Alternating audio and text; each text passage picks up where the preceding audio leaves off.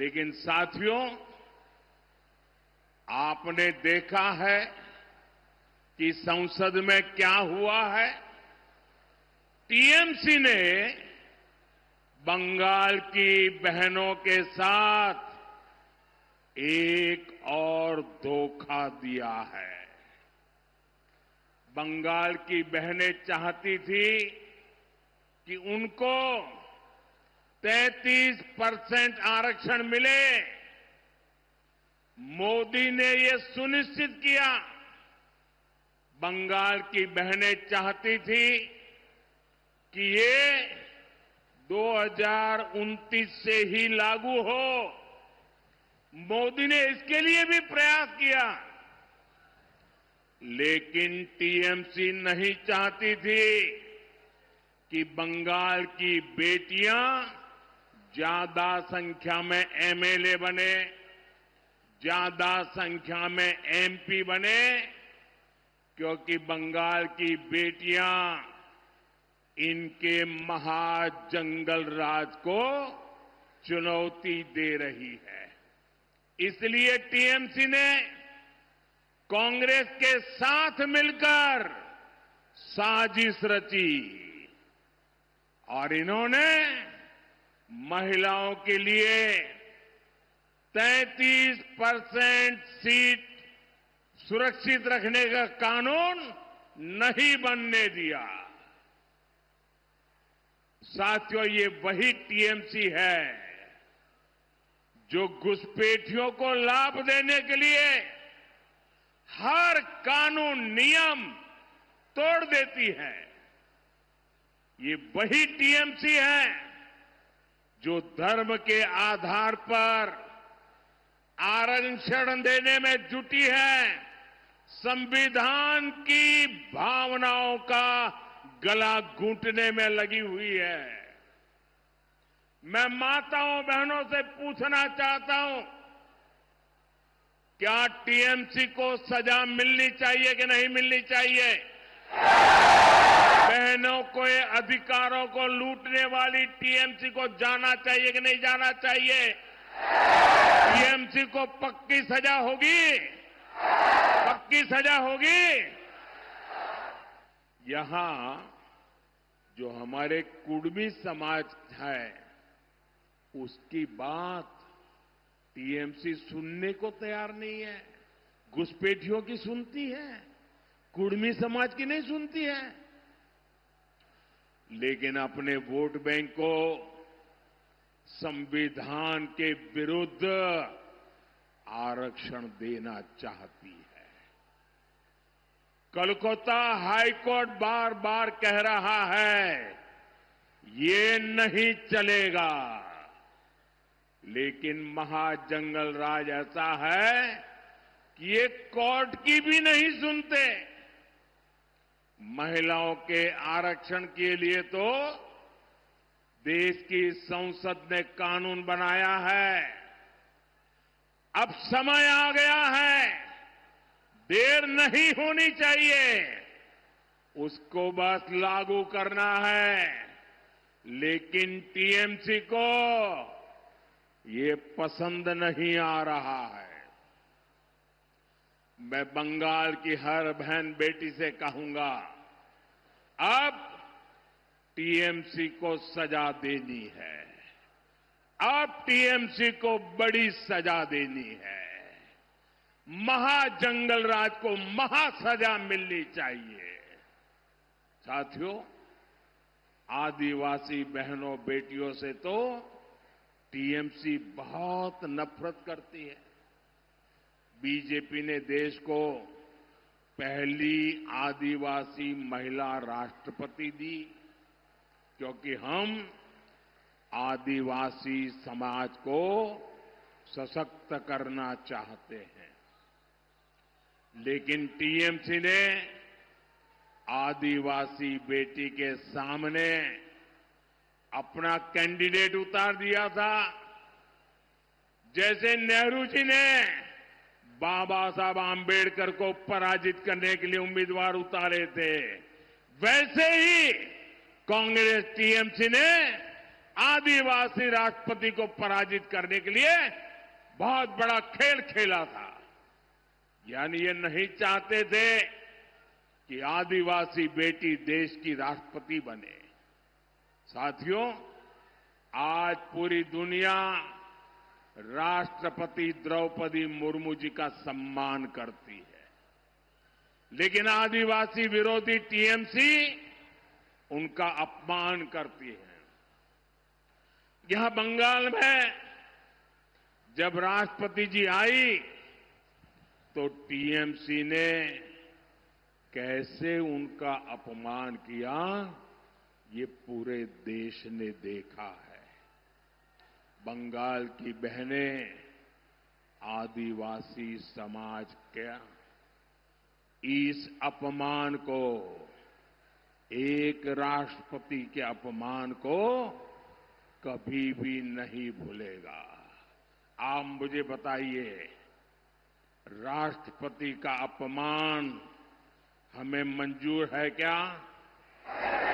राष्ट्रपति का अपमान हमें मंजूर है क्या? राष्ट्रपति का अपमान करने वालों को सजा मिलनी चाहिए कि नहीं मिलनी चाहिए? राष्ट्रपति का अपमान ये महिलाओं का अपमान है कि नहीं है? राष्ट्रपति का अपमान आदिवासियों का अपमान है कि नहीं है? राष्ट्रपति का अपमान संविधान का अपमान है कि नहीं है? साथियों, बहनों की सुरक्षा, आप माताओं बहनों का सम्मान और आप माताओं बहनों की समृद्धि, ये बीजेपी की प्राथमिकता है।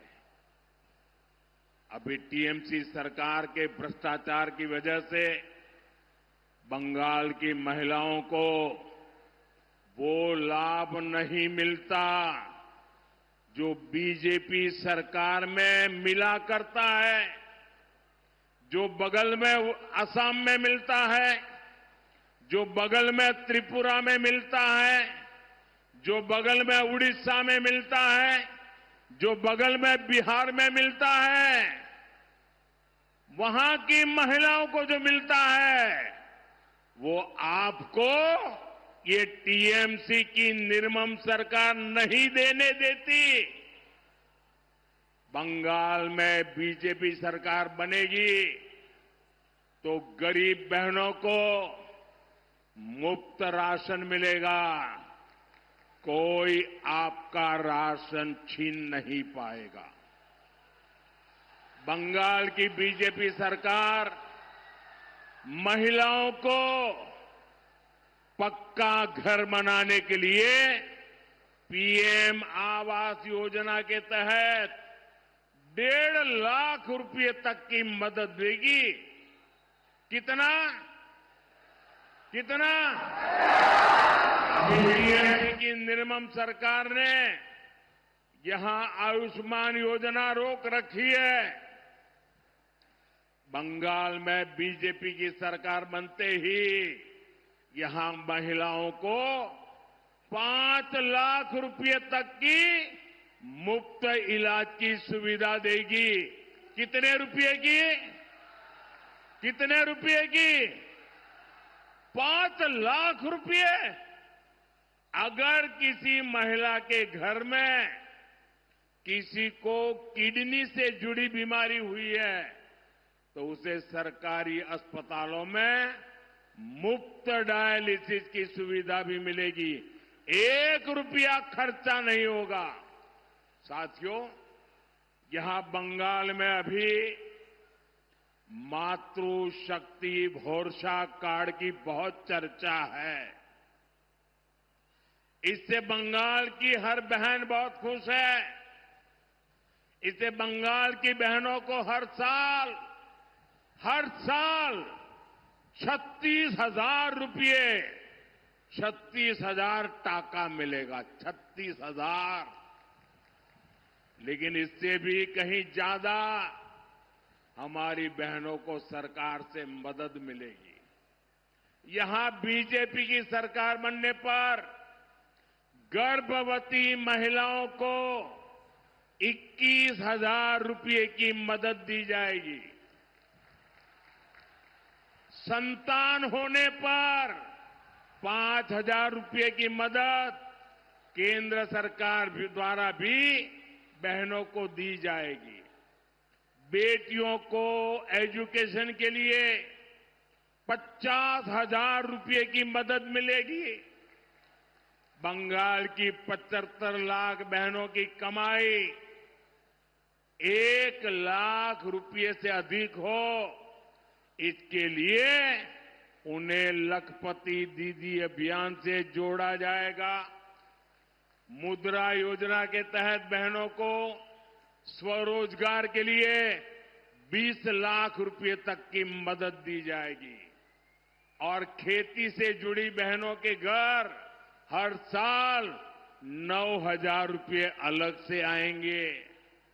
बंगाल की मेरी माताओं बहनों, बंगाल में बीजेपी सरकार आपकी आमदनी भी बढ़ाएगी, आपकी आय भी बढ़ाएगी।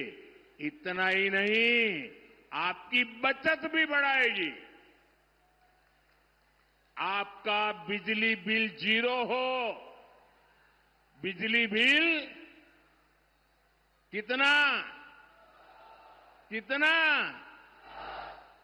इसके लिए हर लाभार्थी परिवार को पीएम सूर्यघर योजना के तहत करीब 80,000 रुपये बीजेपी सरकार देगी। 80,000 रुपये बीजेपी सरकार यहां की बहनों को सस्ते एलईडी बल्ब भी देगी। साथियों, हम यहां बांकुड़ा की बहनों को हम पाइप से सस्ती गैस भी देने वाले हैं। इससे जुड़े प्रोजेक्ट का शिलान्यास करने का अवसर मुझे ही मिला था। यहां जब हमारी सरकार बनेगी तो इस प्रोजेक्ट पर और तेजी से काम किया जाएगा। साथियों, यहां पीने के पानी की बहुत समस्या है। टीएमसी का सिंडिकेट आपके नल को, आपके जल को भी लूट रहा है। बिहार में भाजपा एनडीए सरकार है, वहां करीब करीब हर घर तक नल से जल पहुंच चुका है।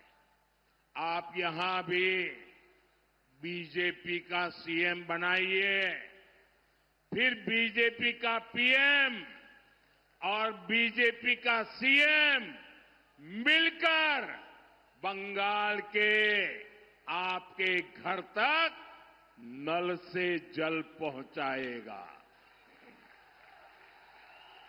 यानी बीजेपी की डबल इंजन सरकार बंगाल की बहनों को डबल बेनिफिट देने वाली है।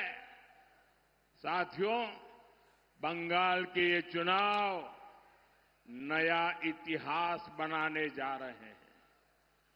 टीएमसी का भय काल जाने वाला है। बीजेपी के भरोसे का सेवा काल आने वाला है। और साथियों, 4 मई को क्या नतीजे आने वाले हैं, इसकी झलक टीएमसी के बड़े नेताओं की भाषा में दिख रही है। कोलकाता में जो उनके बड़े नेता हैं, उनकी धमकियां, उनकी गुंडागर्दी की भाषा, उनका रोना धोना, ये 4 मई से पहले का एग्जिट पोल है। टीएमसी नेताओं की ये धमकियां खोखली है। इन धमकियों के पीछे टीएमसी वालों का डर है। ये डर ये है, जो अब तक बंगाल के लोगों को डराते थे, वो अब बंगाल टाइगर की दहाड़ से खुद डर गए हैं। ये बंगाल टाइगर की दहाड़ है। और बंगाल टाइगर कौन है? बंगाल टाइगर ये बंगाल की जनता है। आप बंगाल के टाइगर हैं। अब बंगाल की जनता दहाड़ रही है। अब नहीं सहेंगे, हटा कर रहेंगे निर्मम सरकार। আর নয়, আর নয়, এখন বদল চাই।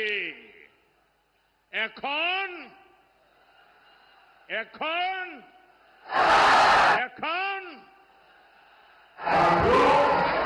मैं टीएमसी के सभी गुंडों, सभी सिंडिकेट, सभी भ्रष्टाचारियों को एक आखिरी मौका देता हूं।